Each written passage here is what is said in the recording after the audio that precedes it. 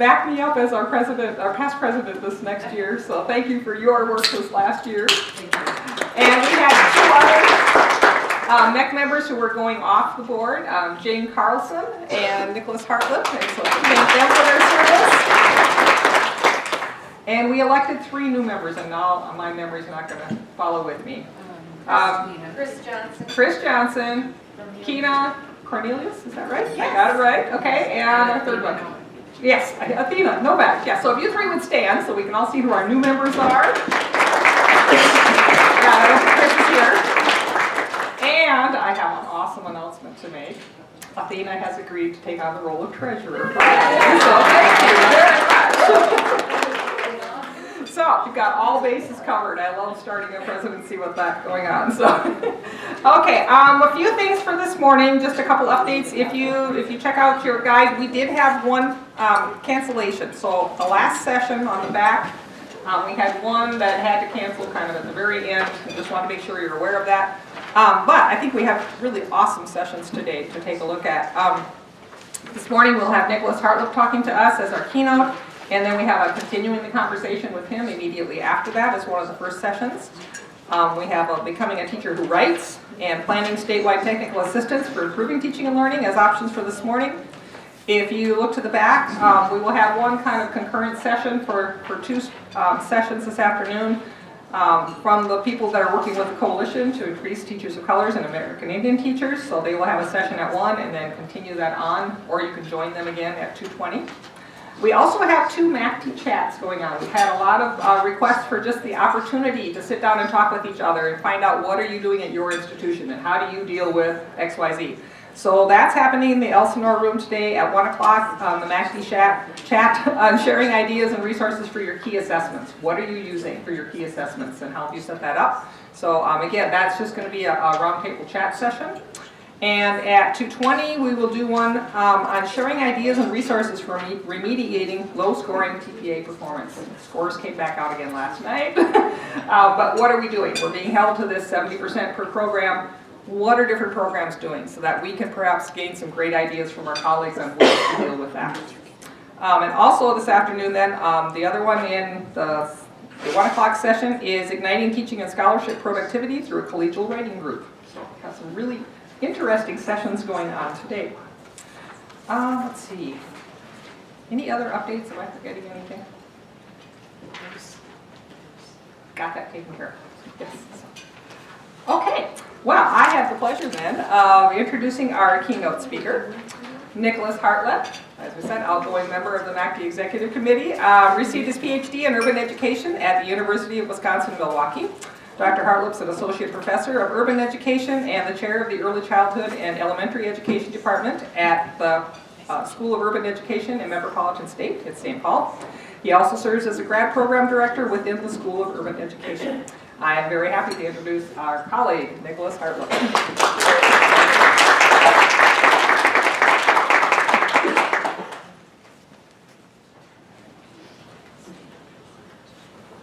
Well, good morning, everyone.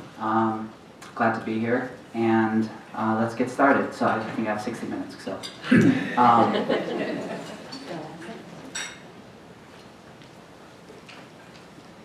I've prepared my remarks in written form so I can be more thoughtful.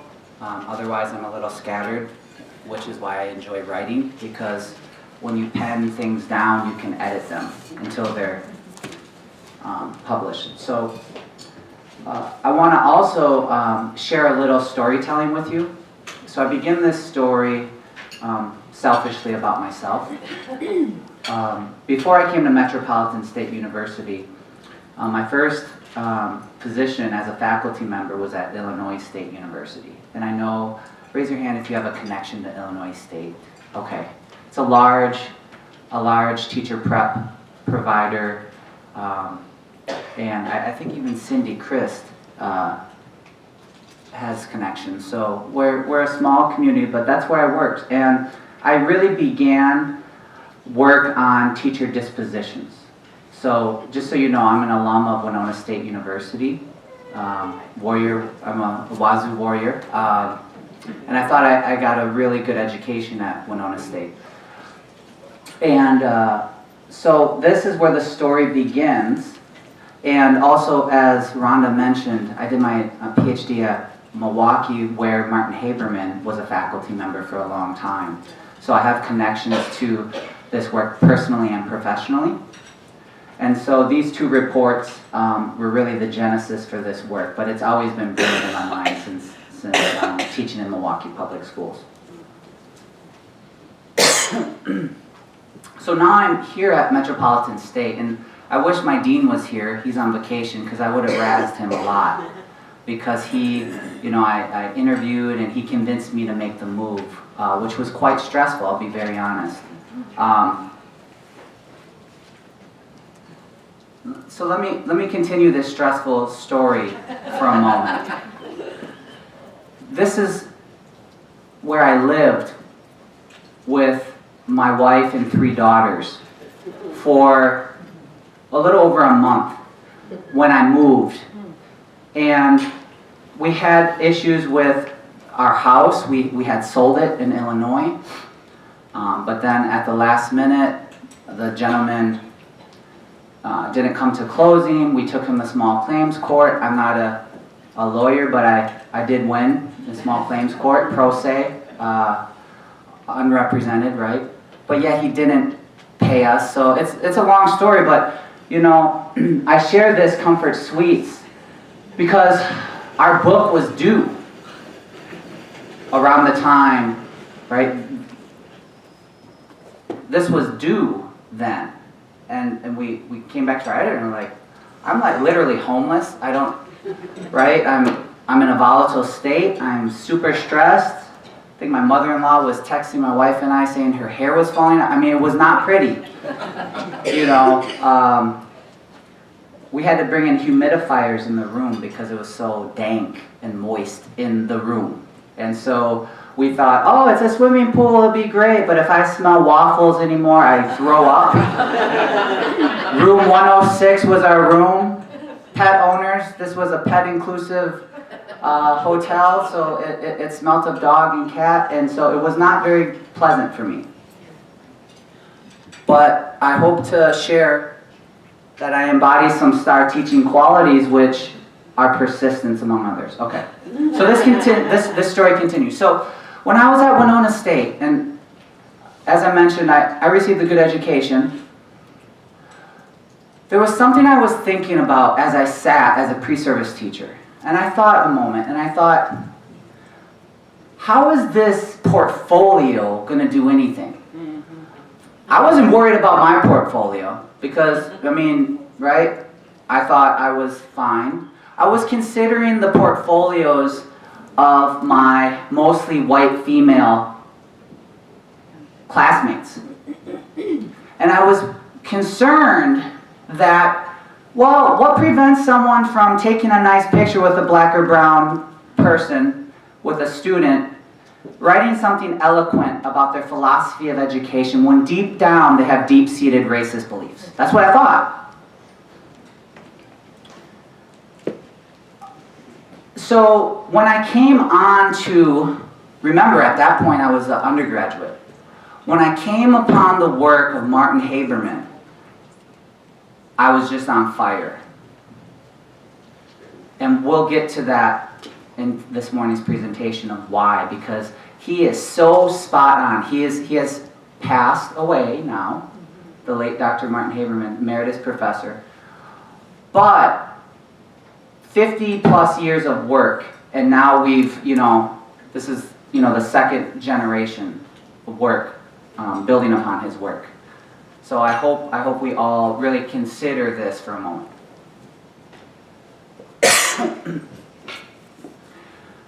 These are from the West Coast to the East Coast, California to New York, contemporary examples of white female teachers licensed by their state or local agency to teach.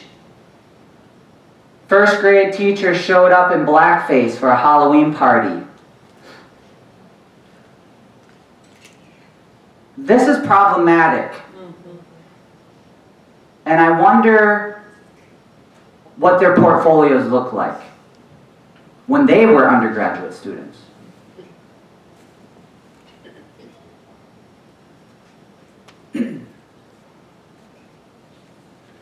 You can look in the literature and find these scholarly questions. Again, I was an undergraduate pre-service teacher. The last thing in my mind would be to go on to Darrell Kruger Library's website, search in this work. But now, right, as a teacher educator, I am more interested in, and I can look at what's been written about this.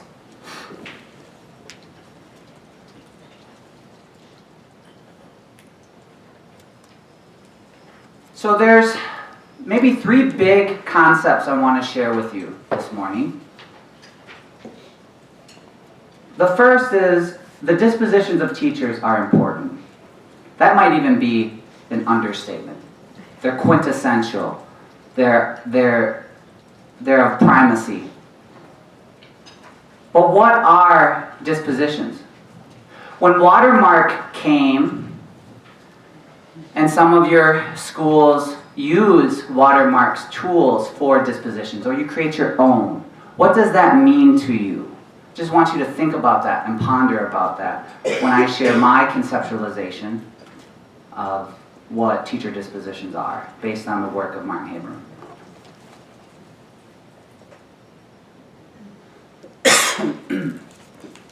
Books before our book, and I'm sure books after our book will be written about dispositions. I've read these books. I think they don't really get dispositions. We cite this work in our book. There are facets, certainly the education. I'm not disparaging this work. It all leads us further. They make contributions to the literature. But when you examine this literature, they're really talking about behaviors and professionalism. They're what you can see outside, right? Physically, verbally. You know, teacher so-and-so is in a field experience and said this or did this. We're going to warn her or him about his or her dispositions. Okay? While that's good and important, I would argue, what lies beneath that?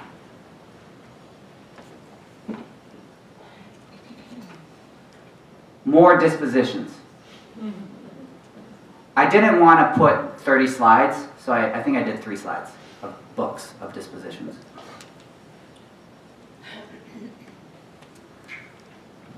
I reserved the last slide for dispositions because it was Dr. Haberman's work. Haberman, I think, was very prescient when he was doing his work. Even before I was born. I'm that young. I was born in '83.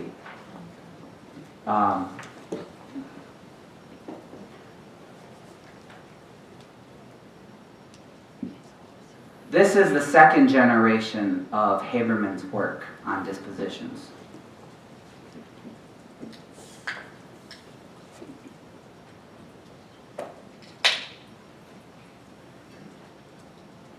Another big concept I'd like to share is that dispositions lie beneath the surface. In other words, while the watermark and other tools for dispositions are helpful, what might be more helpful would be for your units to use Haberman's instruments. So on the table, there are flyers I gave. They're colored, 2-sided, and you can inquire about using those instruments.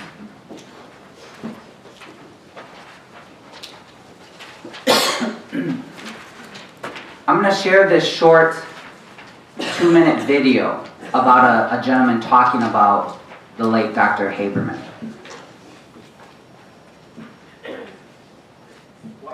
Martin Haberman stories.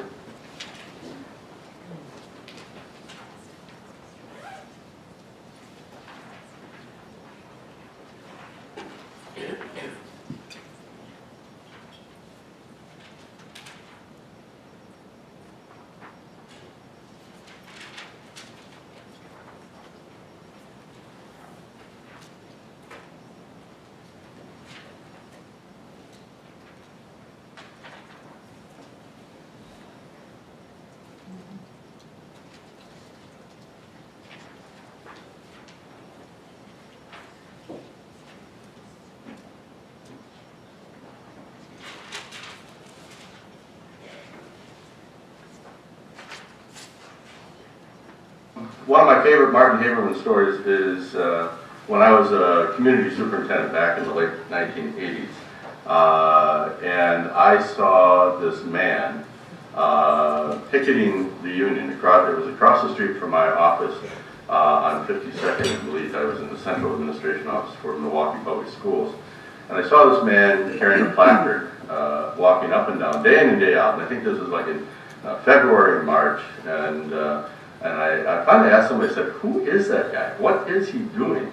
They didn't know what he was doing, but they knew his name was Martin Haberman from UWM. And I thought, well, I don't get it. So later on to find out that he was picketing the union because he wanted to have a conversation and begin a program that would help address the disparity in terms of number of children of color in the district and number of teachers of color. With the idea that certainly having more teachers of color could address some of the social issues for our kids. Well, little did I know at that point, that the executive director of the union at that point in time was Sam Carmen. He invited Martin in, had a conversation, and that began what was known as MTEP, which is a Metropolitan Multicultural Teacher Education Program, which started out with about 20 paraprofessionals who had degrees.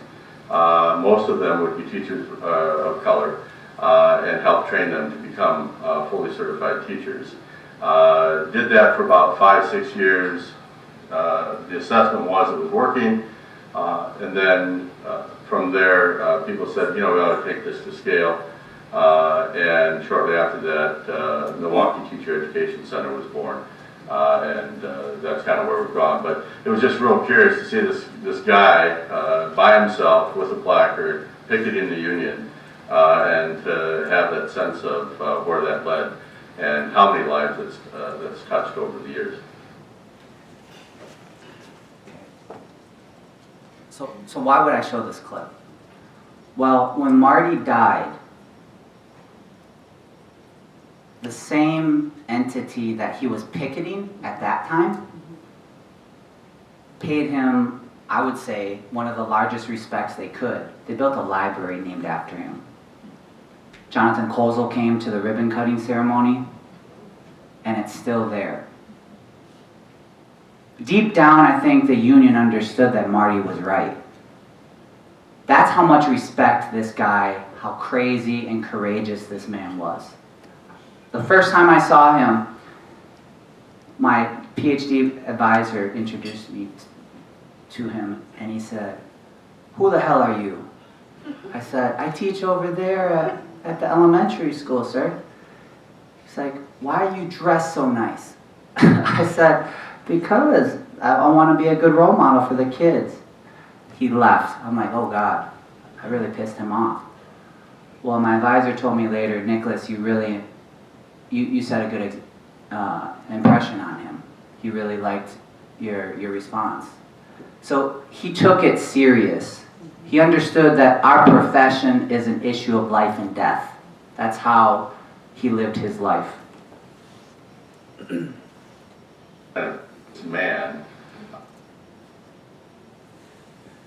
So dispositions, according to Haberman, there's a recipe. There's mindset and ideology or beliefs. When you add that to behavior, you get disposition. We focus, I say we, the proverbial we in the room, teacher education, we focus at the center, that behavior, because it's observable. Because we're able to see it and detect it. What would happen if we changed our paradigm and looked at dispositions differently?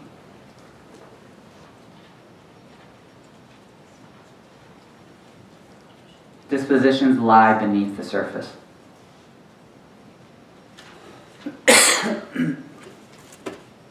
A young woman once watched her mother preparing dinner. The main course was a roast. The young woman noticed that after chopping numerous vegetables and adding numerous spices, her mother lopped off the end of the roast and threw it away before placing the roast in the oven. When the young woman married and had her own family, she followed her mother's example when she cooked. She chopped the vegetables, added the spices, and lopped off the end of the roast before placing it all in the oven. The woman had a daughter, and when her daughter married, she did the same thing. By the way, I don't want to play into the gender roles. Boys and men can cook roasts. So don't critique that. Go with the story. The main dish was a roast. The grandmother watched as her granddaughter dutifully chopped the vegetables, added the spices, and lopped off the end of the roast. She asked why the granddaughter was wasting so much good meat. The granddaughter answered that this was what her mother had always done. So she thought that was the way she was supposed to prepare a roast. The grandmother asked the mother why she prepared the roast in such a manner, and the mother offered a similar reply. The grandmother laughed and said, "My dear children, the reason I lopped off the end of the roast was so that it would fit in my pan." Why would two presumably capable cooks throw away perfectly good food without ever questioning the reasoning underlying this action? The answer is quite simple. They continued doing things as they had always been done before. It never occurred to the woman to question and possibly to change the existing practice. What holds true for physics holds true for the human psyche. Equilibrium is the preferred state. Once the scaffoldings for mental schemas are in place, they are difficult to rearrange and rebuild. To challenge assumptions is difficult and often uncomfortable. And it seems unnecessary when learners have at their disposal an expert to emulate. All of us in the room are the experts. The future generation of teachers emulate us. Why are we doing and behaving the ways that we are doing things and behaving? For teachers, the tendency to maintain existing practices may be even more intense. The literature is quite clear that we have this momentum and we view teacher dispositions in this myopic and narrow way. I challenge us to do better. What I just read is the opening of this article, Wading Through Murky Waters, Defining Dispositions.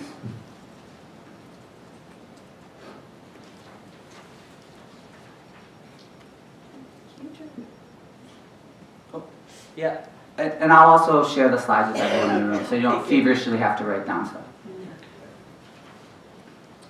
So today I want to talk to you about the 7 dispositions that's in the title of the book. But just know that there are 10 dispositions.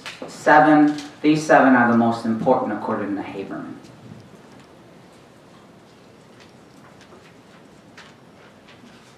So, at the center,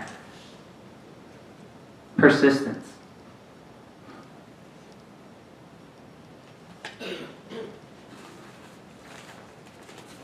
Protecting students' learning. Putting theory into practice. Approach to at-risk students, and there again, I'm perfectly well aware of that problematic nature of at-risk. I'll unpack that later. Professional versus personal orientation. Bureaucracy or surviving bureaucracy. Infallibility.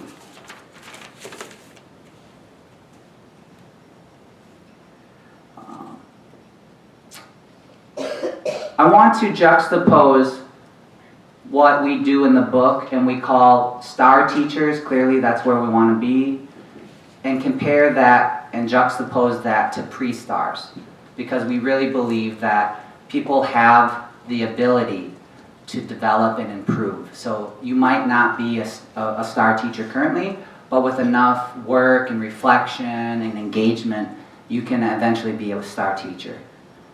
In other words, we're really believing that your abilities and skill sets are malleable. Okay, so let's start with teacher persistence. Will you ever give up?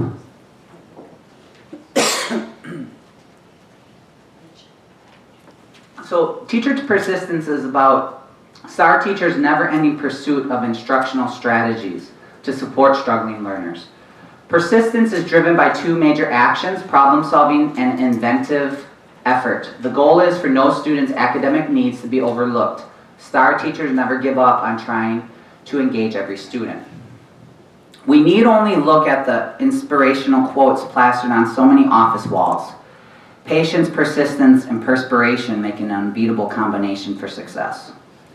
Or, success is the result of perfection, hard work, learning from failure, loyalty, and persistence. To understand how desirable a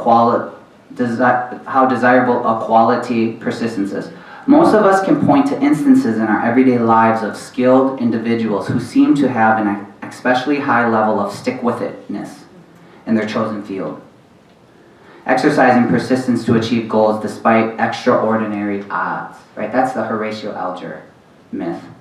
Persistence has long been tied to success in the workplace. Business literature with titles like Executive Toughness and Stick With It highlight persistence as key to professional success. It takes persistence to evolve, acquire competencies, and explore opportunities that develop over time.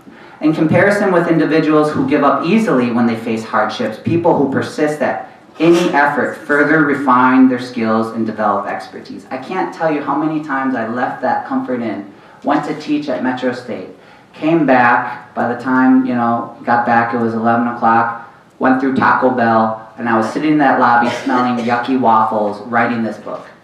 I was persistent, and I certainly was perspiring.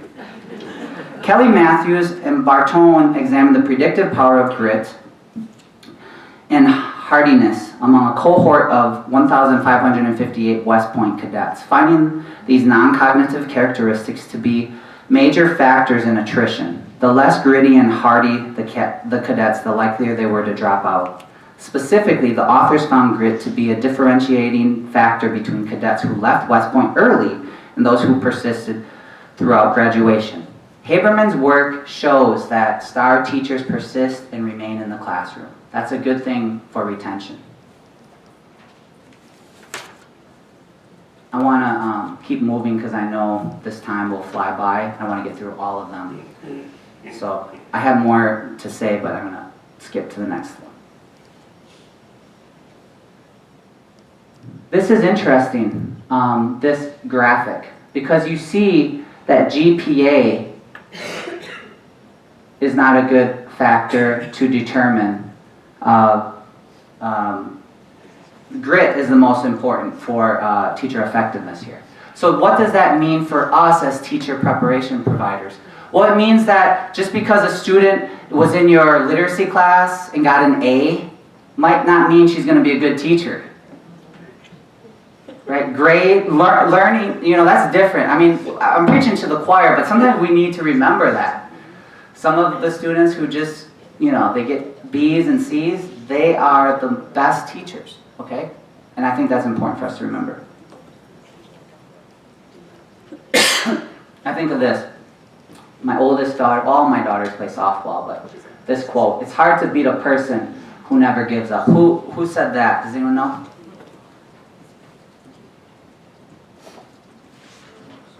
Babe Ruth. Persistence is important.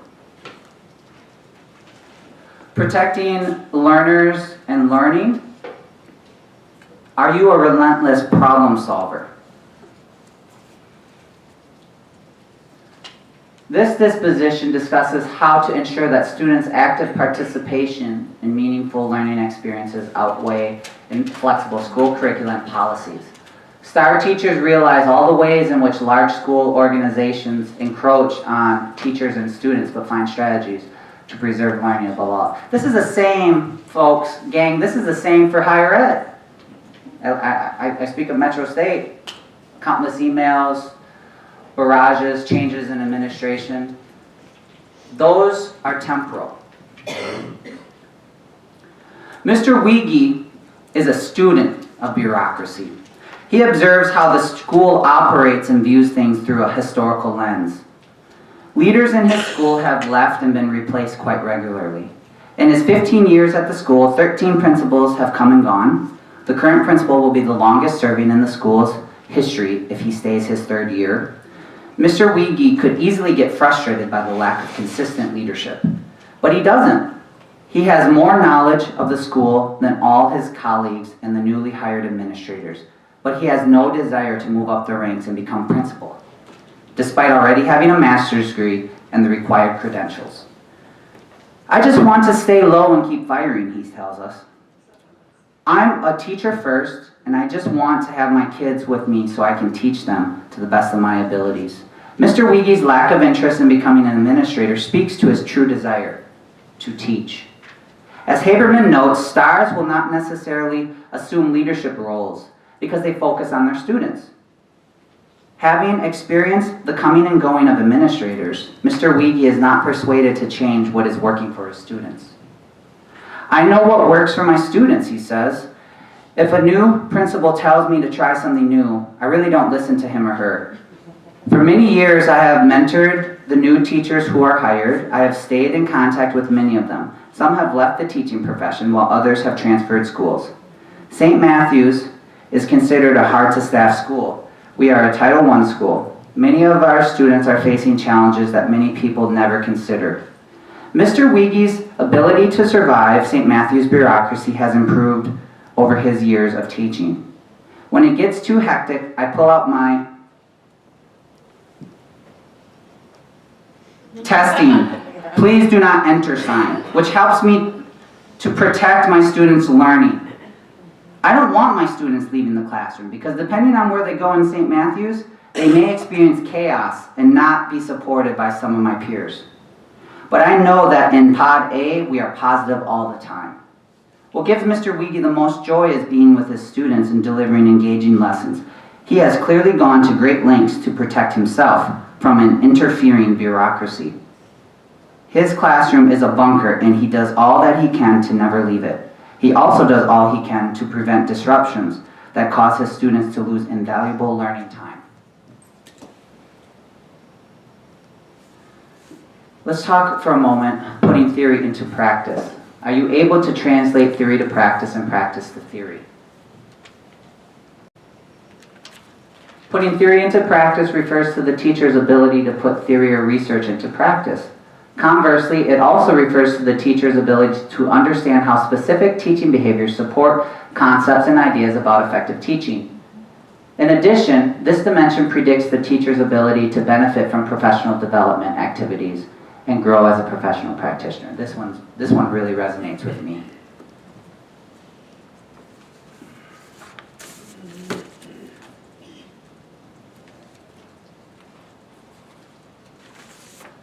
Let's talk about Mr. Patrick. My students are learning to read for comprehension, he says. I use learning communities to tease out the big ideas from reading passages. I also use a technique called seats up, heads together, which allows students to work together to solve the questions from the reading passages. Learning communities can work for learners at any stage. You just need to edit the approach to meet them where they are.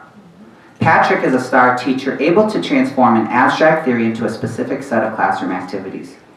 He is also able to deal with gradations of meaning, recognizing that phenomena do not always exist as absolutes by adjusting a high-order strategy for use with younger learners.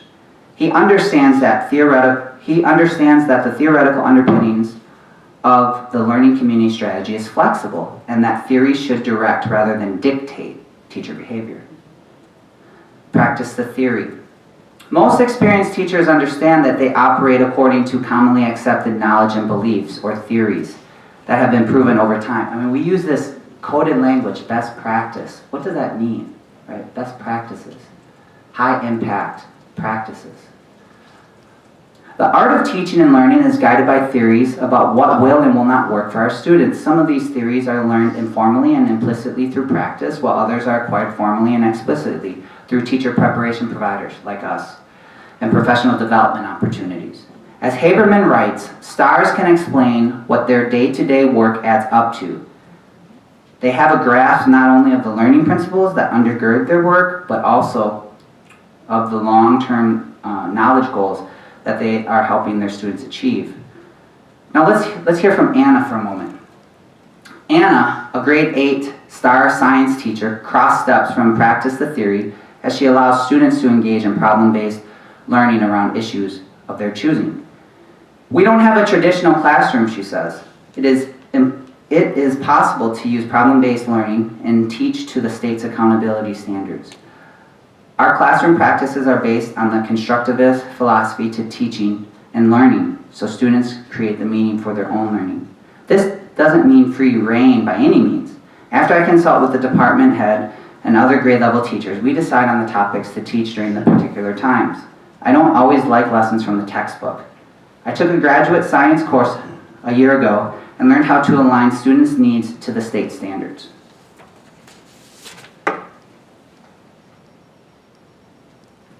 The fourth disposition, approaching learners who are at risk. Why are your students at risk? Approaching learners who are at risk explores STAR teachers' beliefs about and behaviors towards students categorized as being at risk for failure. STAR teachers point to inadequate teaching and curricula as the chief reasons for students' underachievement. They also shoulder the responsibility for student learning despite the fact that they cannot control all in-school and out-of-school influences of their students.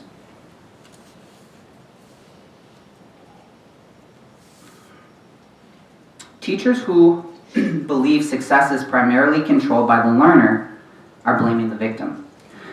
STAR teachers, by contrast, believe that school, the curriculum, and their own instruction are equally to blame when students don't succeed. STARs flip the label at risk on its head and see that their students are at promise, focusing on their potential rather than their circumstances.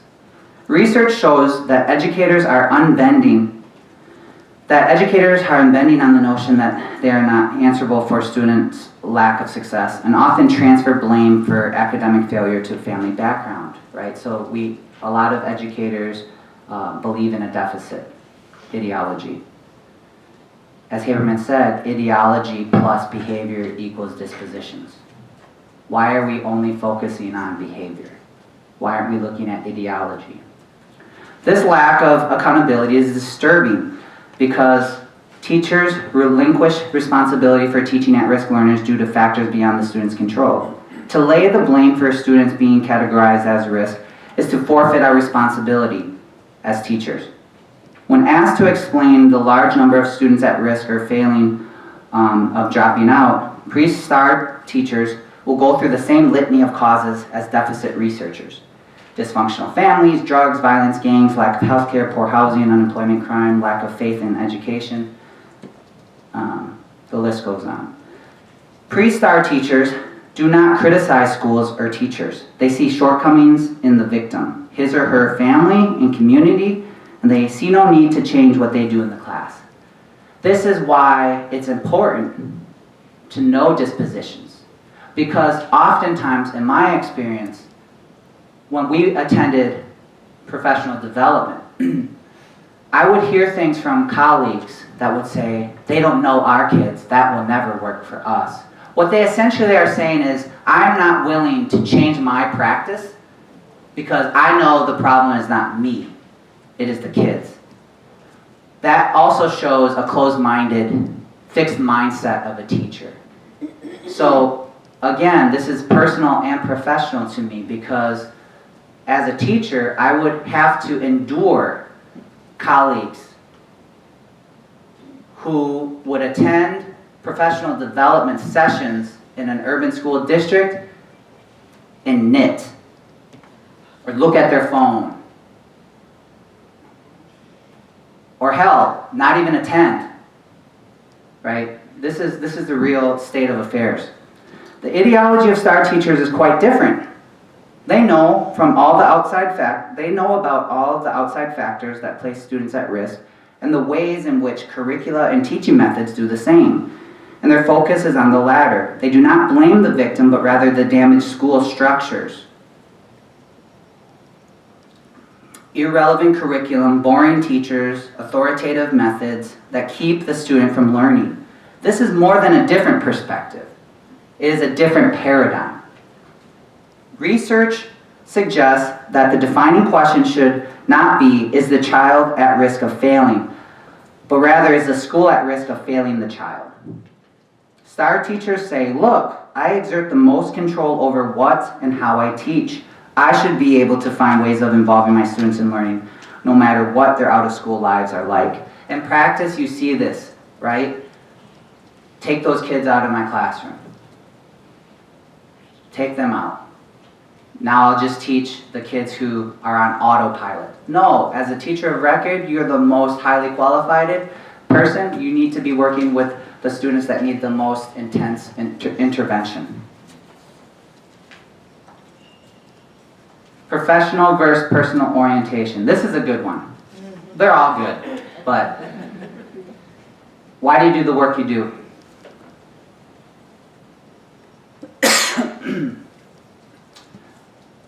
Examines the ways in which STAR teachers rely on preparation rather than personal feelings to meet their students' academic or emotional needs. Unlike pre-STARs, STAR teachers expect students to misbehave and to have bad days, but remember to maintain respect and care for them when they do it. So if you're a parent, especially if you got young ones, this one's really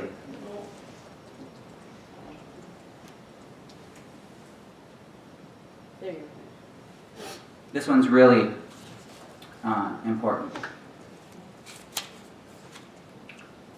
Research suggests that as teachers progress in their careers, they worry less about themselves and more about their learners. They regard such love as a prerequisite for learning and believe that it should be reciprocated by students. Consequently, it is not uncommon for pre-stars to be disillusioned when they realize that they cannot love their students as they would their own children, or that their students will never love them as they would a parent. They may wonder if they've chosen the wrong career. Because many teachers were good students who enjoyed school as kids, they may have trouble relating to students who do not share those same characteristics. Students are naturally volatile. Their academic performance and social behaviors are inconsistent, which is absolutely normal for children.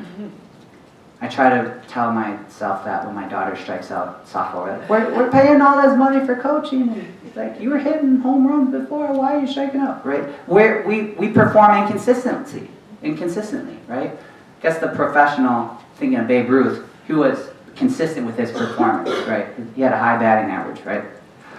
But with learning, children are inconsistent.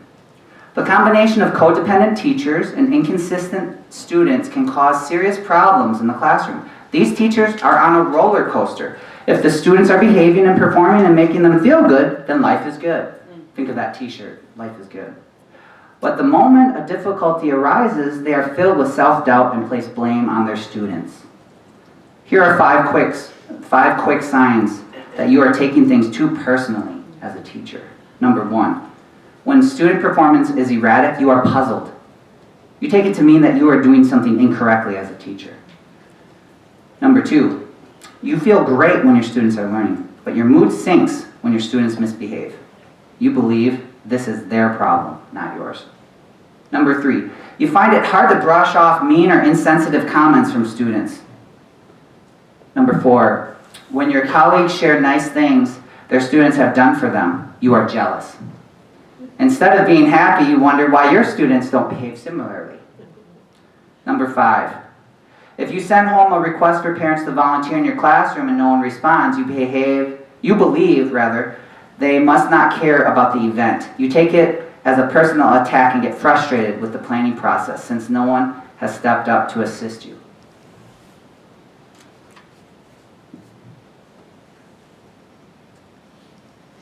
How are we doing for time? It's 9:45. And we have until when? 10:50. 10:15? Oh, we're right on track. I hope I'm not too boring. I haven't seen anyone get up for coffee, so I must be doing a good job. Well, I promise you it'll be more interactive after I get to 7. So stay with me. Surviving in a bureaucracy. How do you avoid burning out? I think we all have interest in this topic, even for ourselves as professors, right?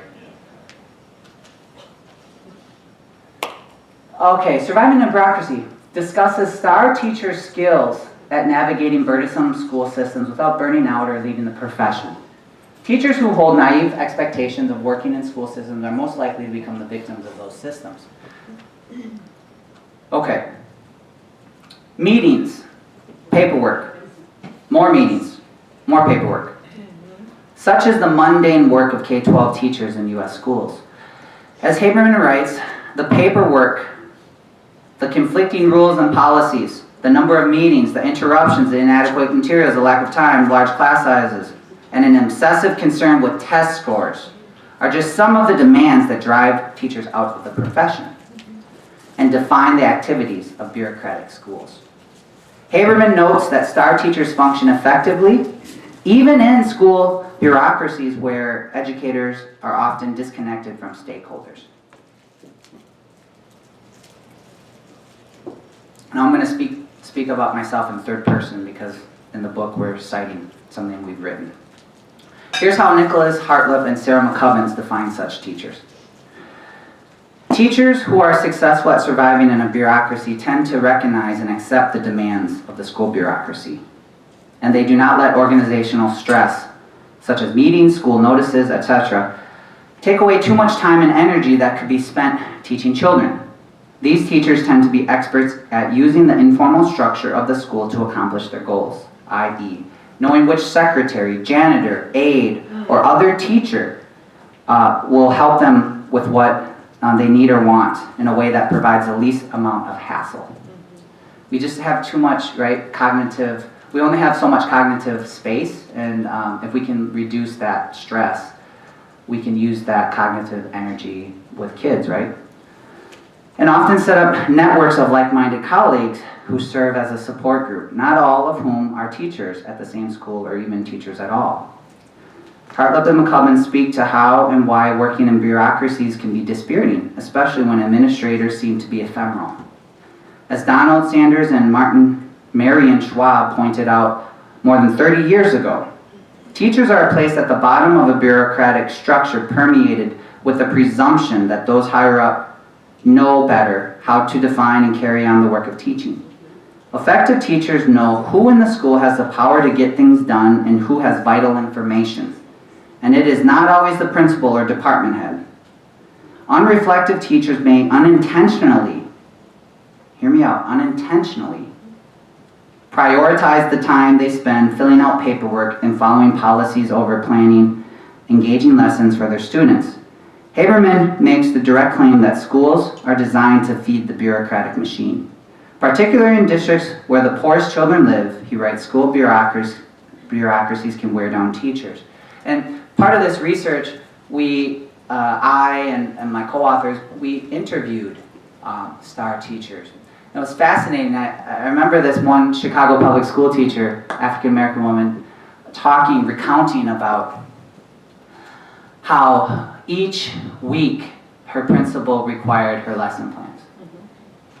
I'm like, okay, that's got to be taxing, you know? She said, no, it's not. This is what I do. And she told me she has turned in the same lesson plan, and she knows that it was never read. It saved her not millions, but many minutes and hours that she could devote to planning. And she understood the system, and she survived that bureaucracy. I was like, oh, that was brave. She's like, well, I did it. It was a lesson learned. I did it, for the first 5 weeks, but then I realized they were never read. All right. Accepting and admitting fallibility. How do you view making mistakes as a teacher? Star teachers' willingness to admit mistakes and correct them in front of students, thus modeling and setting expectations for how students should respond to their mistakes. in the process of learning. So STAR teachers who admit their mistakes are being vulnerable and authentic with their students. You know, when we ask teachers, well, do you make mistakes in the classroom? Many times they will say the socially desirable thing, right? Oh, of course, I did 25 times 12 and it was supposed to be, the opposite. It was 25 times 21. Like, okay, those are mistakes, but have you made any other mistakes? No, not really that I can think of. Well, you can break trust with students. That's the biggest mistake you can make. You can embarrass children. You can accuse them of something. In the book and other venues we've written about a white female teacher who accused a black student of stealing money out of her purse. It's either later that day or the next day, she found that the money actually was in her file cabinet in her desk. It had fallen out of her purse and lodged down beneath.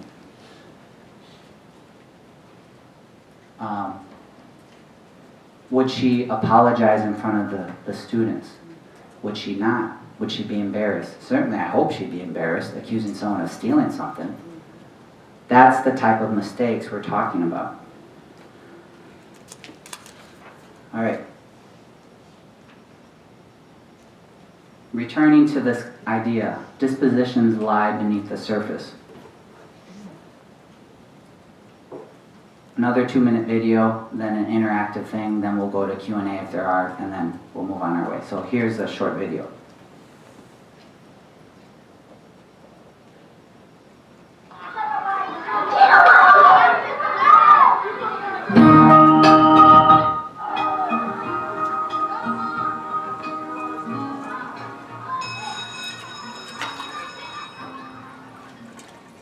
This is like a secret cave. No one knows about it. And then you walk in and you never want to leave. Most teachers serving the 7 million kids in poverty, their expectations for their students are about 1 story high. Doug has unlimited expectations, and the kids sense that. The kids know that he believes in them. The reason why I understand kids that are behaviorally challenged is Kazagos. James had a really bad temper. I did too in 4th grade, and it got me in a lot of trouble. What school system did with me is suspend me and then send me home, and my mother would lose her job. And so I went from school to school. With me, I build a community where it's non-negotiable. No one's going anywhere. We build community by helping each other. Like if somebody don't get it, we help them out. We don't laugh, we roll our hands to show them that we're supporting them. You can do it. It's very fun having friends when something is not going good. And if you look at the other 2 4th grade classes, they're a big hot mess. And it's because there's no community. And the teachers scream at the kids, and the kids scream back. Can you, man? Keep it up, all right? You can't teach somebody how to relate to the kids. They have to come with that. Oh no! This is P1's famous move that he does that he doesn't want to do. Look at Frank.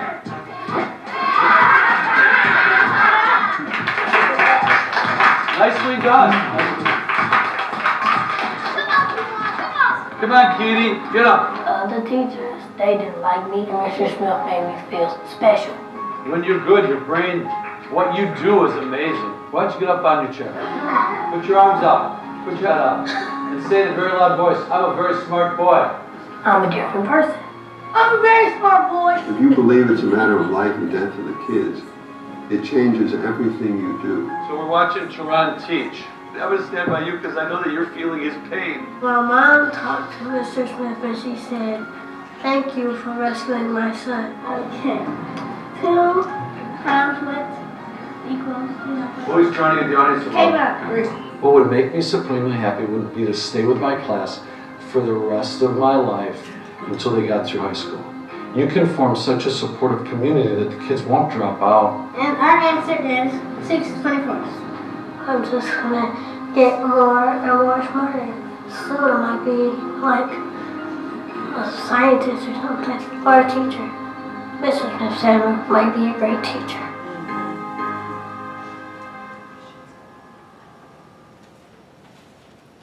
So the Haberman Foundation, the co-authors, so Valerie was the lead author, she's a professor at Texas A&M, and then myself at Metro. And Delia Stafford had been, until recently, the CEO and president of the Haberman Foundation. So you have a library in his honor, you have a foundation. So his work, if you haven't heard of his work, take a look at his work.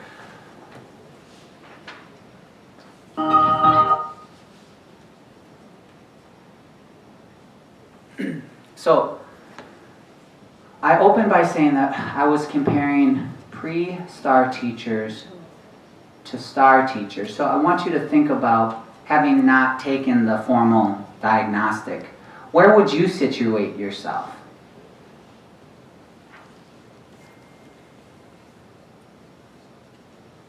And now is the interactive part. If you have your laptop or phone, take it out. If you got a phone, you can text Nicholas Hart 561 to that number 37607, or you can respond by going to that URL. Excuse me. We're all dialed in. I mean, we got iPads. We got. Is it cap sensitive? I think it is. I think it is cap sensitive.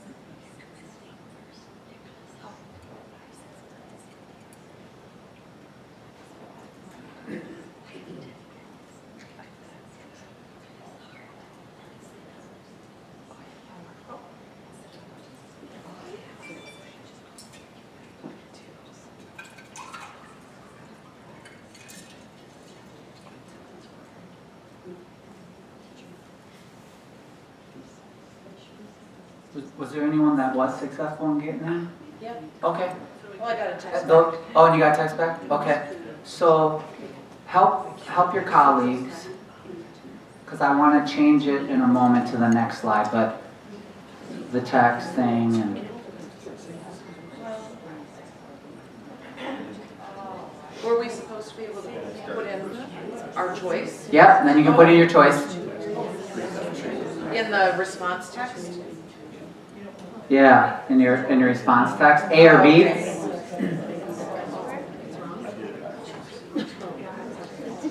Let's see if it goes.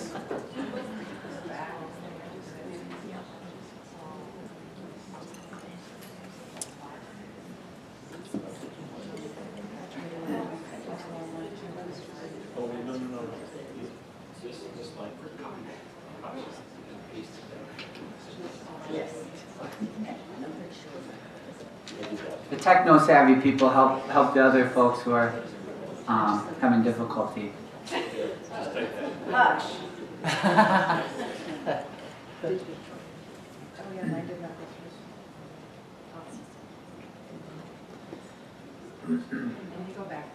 Yeah.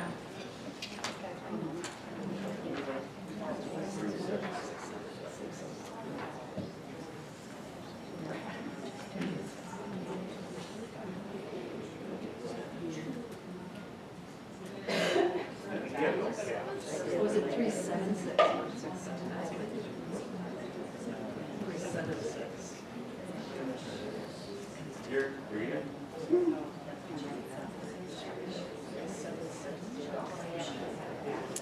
Were you able to get in? Do a poll? A is for, let me show you.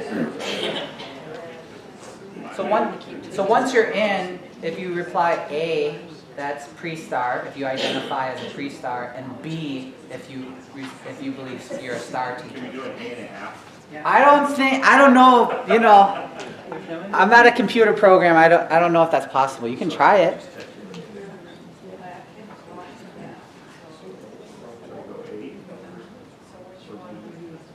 Let's try to get as much data as possible, because there's a reason for it. And if you can't get in, that's okay too. I mean, Once you get in, Nicholas, what do you do? yeah. Create an account. No, A, type in A if you're a pre-star, if you identify as a pre-star, or B if you identify as star. So far, everyone that's responded has indicated that they're a pre-star teacher. It's anonymous too, so you don't have to feel bad if you are, you know.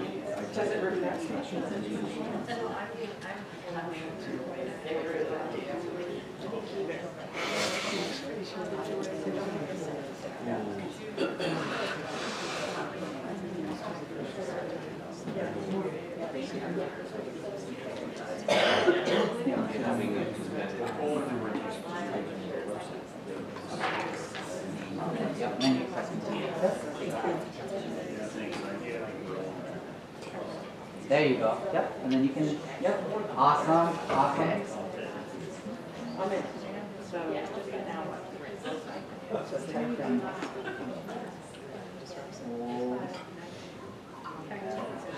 Yeah.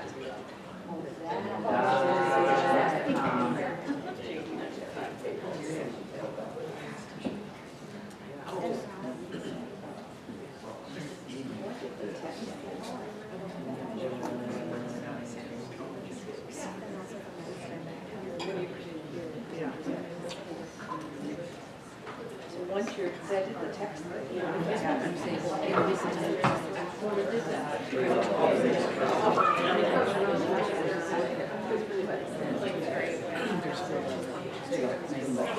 All right.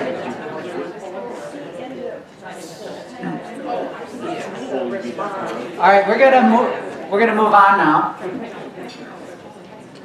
So, you know, I was thinking of a way. I didn't want to bring clickers, poll everywhere. There's different Kahoot, different things, but to involve people. But let's move to the next slide. So if you voted, thank you. And the humility, right? Everyone's self-deprecating. Oh, I'm a pre-star teacher. Right. Well, maybe you actually are a star teacher and you're being humble. I don't know, but.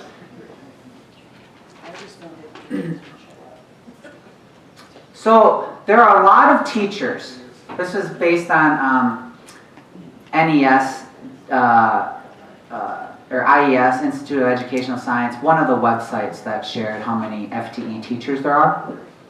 So that's a large number of teachers in this country. That's a large number of students. According to Haberman's research, 8% of our population of teachers are stars. 8%. I don't know a comparable statistic, what the likelihood of being an NBA basketball player or whatever, but 8 to me is quite low, right?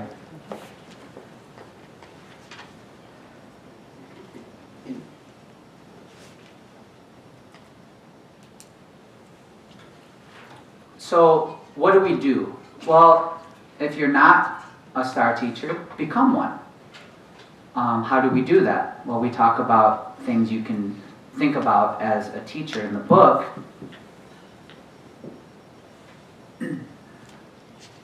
So let's return and conclude by saying this. If dispositions lie beneath the surface, then what should teacher educators do? Are we going to continue to chop off the roast and throw away good meat? Or are we going to change not our perspective, but our paradigm to teacher dispositions? I hope that we could think that changing our paradigm would be worthy.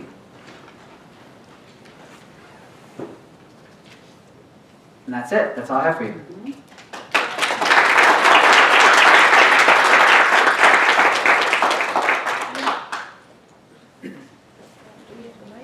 Any questions anyone has? Everybody have a chance here?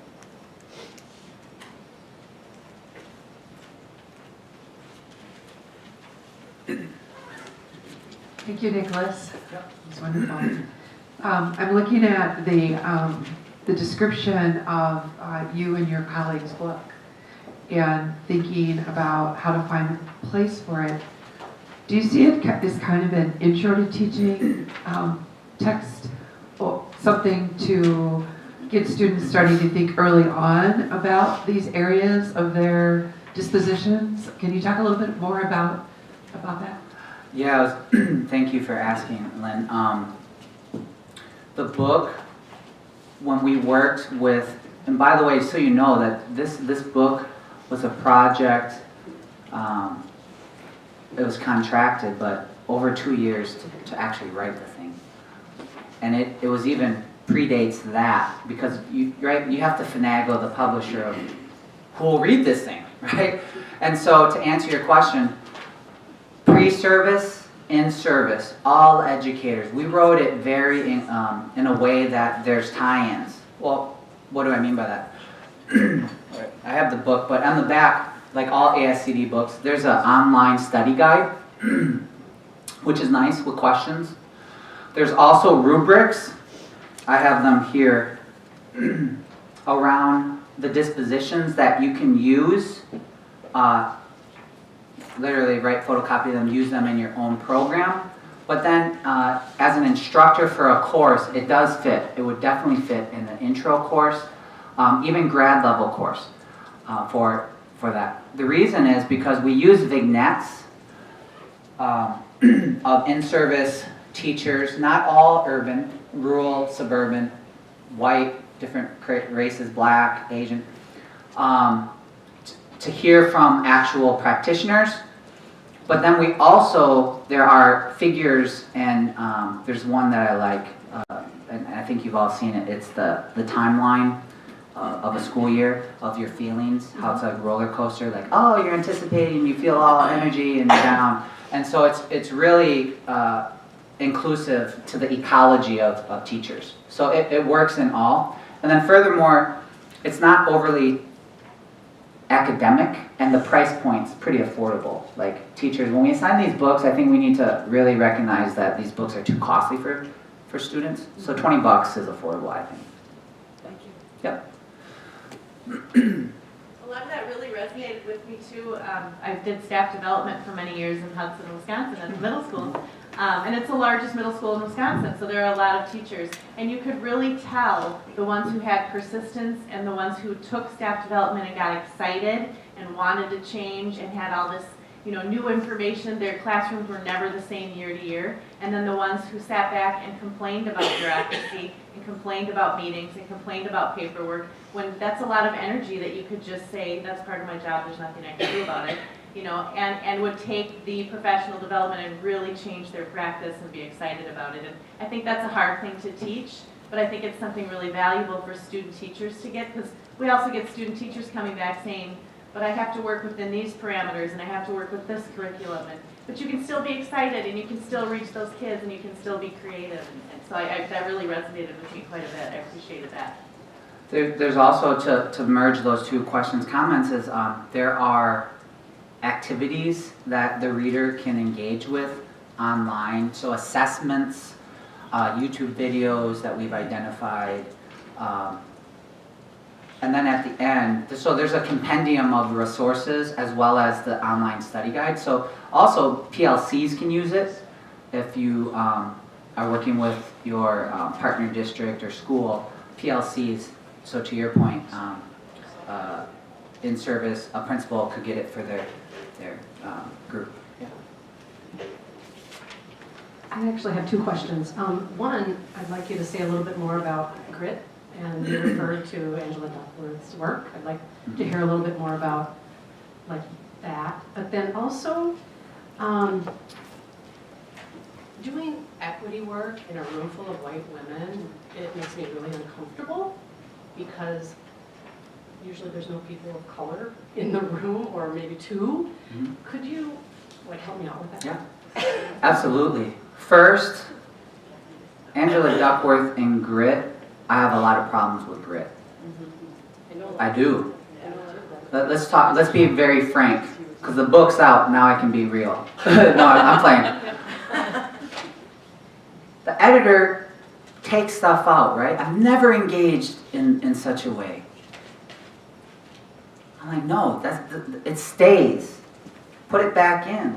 But no, right? You've heard of sensitivity readers, right? NPR has done stories on sensitivity readers is when you publish a book, they have sensitivity readers who tend to be white women. Does this make me feel uncomfortable, right? I share that because Valerie is black, I'm Asian, Korean, and Delia is white. We are a multiracial author group of authors.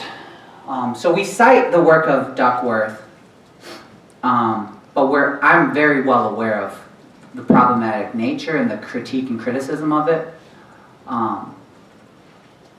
And so we don't really rely heavily on that work. We talk about growth mindsets, but we're cognizant of historical and contemporary patterns of that. Like, what does that mean to be gritty? Because, right, some people have resources and what have you. So I'm not standing before you saying I totally support that work. And I know there's a lot of problems inherently. And then to your point about the space in which we are, I had a conversation with Ed Minnesota, African-American woman who was like, I just saw this book drop. She was in my office saying, I want to talk about having Ed Minnesota use it with their core of teachers, which are teachers of color. I'm like, oh, that's so validating as an author of color, you know, okay, cool. But if you haven't seen me before, I've spoken my mind in this space around my thoughts as a person of color entering these spaces, and that's why I'm particularly honored to be able to share this work with you. So when Bob and others on the MEC board said, hey, you can share your book, I was like, that really validated me, and I assume people are attending and thinking what I'm saying, so I'm really, it means a lot. But what are your thoughts? I'd like to hear, I mean, just about Duckworth or anything you've said about, you know, that you put in the space. She's Well, I just,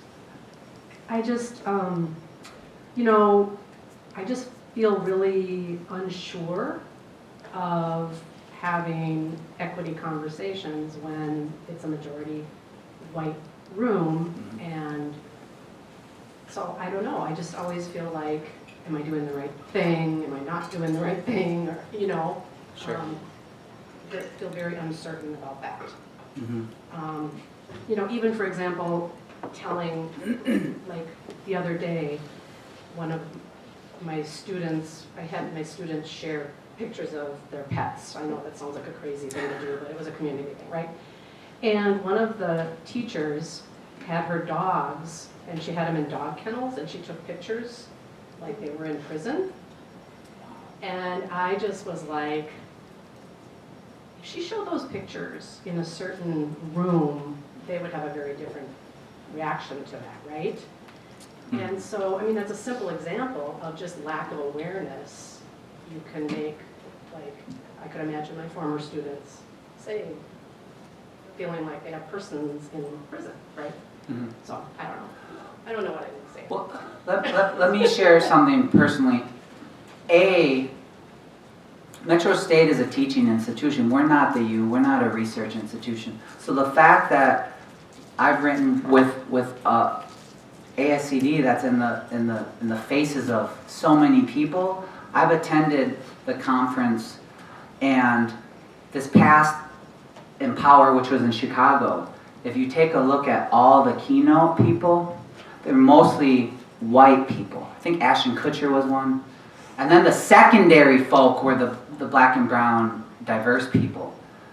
When I go to the author receptions, when they throw these lavish soirees, and then I feel uncomfortable because they're eating food I've never, right, at my background, I'm like, what the hell is this food? Like, I don't eat this fancy stuff, right? It's mostly white. And so, as diverse authors, it's this delicate balance of like, how can you get into these spaces to share, but now that you got one under your belt, you can be a little more risque. But I definitely have pushback with our editor. And the white fragility that is, you know, a real phenomenon that has been written about, Robin DiAngelo, is real.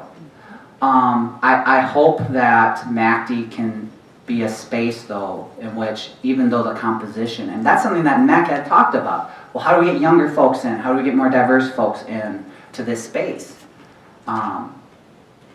And so this has kind of been a long problem, but I want to just validate what you're saying and say that I feel you on that.